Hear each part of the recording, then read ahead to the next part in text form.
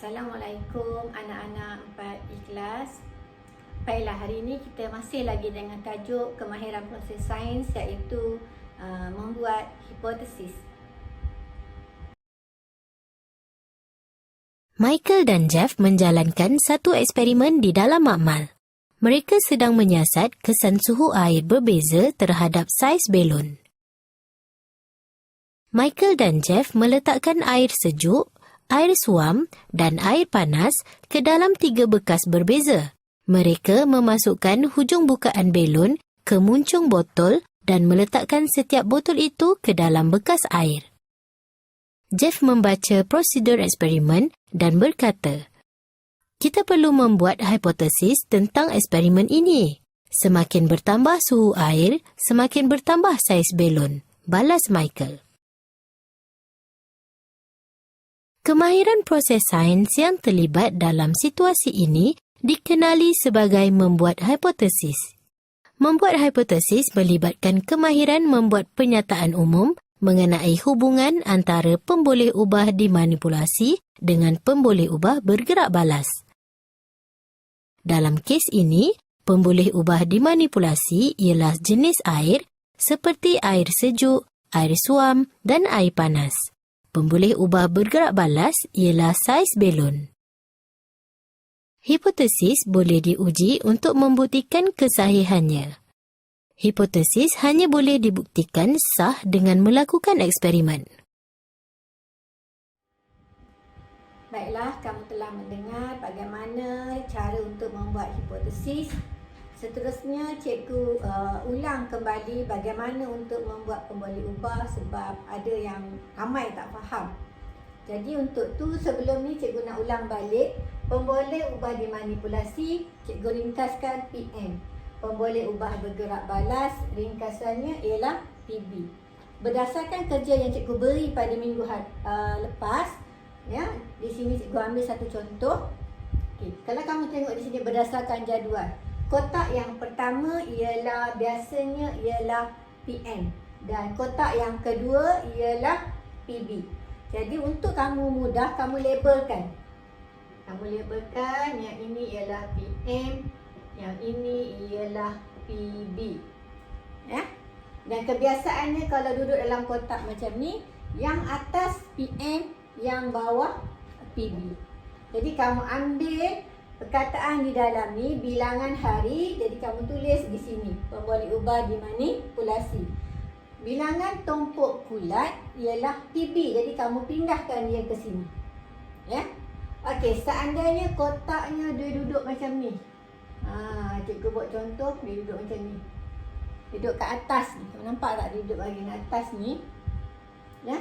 Jadi yang atas ni ialah mula-mula sekali ialah PM. Yang ini ialah PB. Ini cara kita nak mengenal pemboleh ubah berdasarkan jadual. Kalau ada jadual, mudah sikit kita nak cari. Kebiasaannya, kotak yang pertama ialah PM, kotak yang kedua bawah dia ialah PB. Kebiasaannya tetapi tidak semestinya, ya. Baiklah, seterusnya cikgu ajar kamu cara untuk membuat hipotesis. Bila kita nak buat hipotesis, kita kena pasti dahulu pemboleh ubah dimanipulasi dan pemboleh ubah bergerak balas.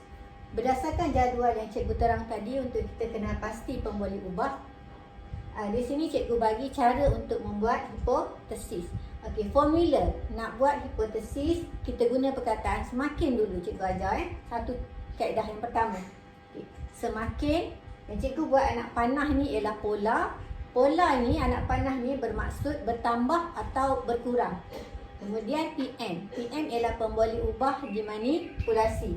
Semakin, kemudian pola bertambah atau berkurang, dan PB. PB ialah pemboleh ubah bergerak balas. Jadi berdasarkan jadual ini, kita boleh bina hipotesis, ya.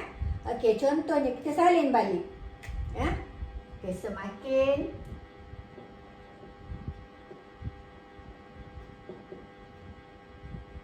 cikgu nampak tak cikgu salin balik semakin. Okey, kemudian cikgu katakan tadi pola. Pola ni awak tengok di sini. Ya. Di sini ialah kita letak PM dia ialah bilangan hari.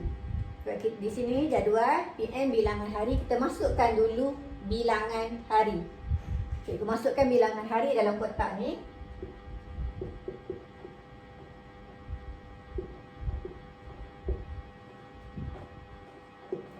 Okey, kamu nampak dah? Okay, sekarang kita nak tengok pola untuk bilangan hari. 8, 16, 24. Kalau awak tengok 8, 16, 24, polanya bertambah. Sebab angkanya bertambah. 8, 16, 24.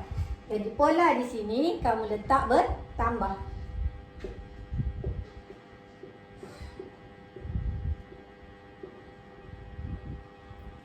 Ya, tulisan cikgu tak apa tu, tak nampak sangat.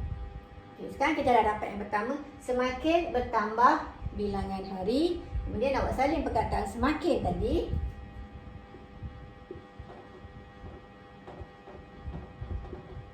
Okey, yang masukkan semakin, letak pula pemboleh ubah bergerak balas yang di sini. Kita masukkan di sini. Pemboleh ubah bergerak balas ni ialah bilangan tumpukan kulat.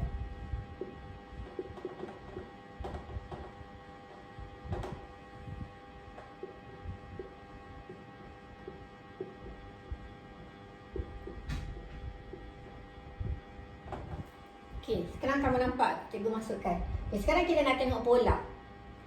Jadi tengok kepada bilangan tumpukan kulat, pola dia kita baca nombor 4, 12, 20. Jadi nombor ni kalau kamu tengok dia bertambah, ya. Jadi pola di sini ialah bertambah.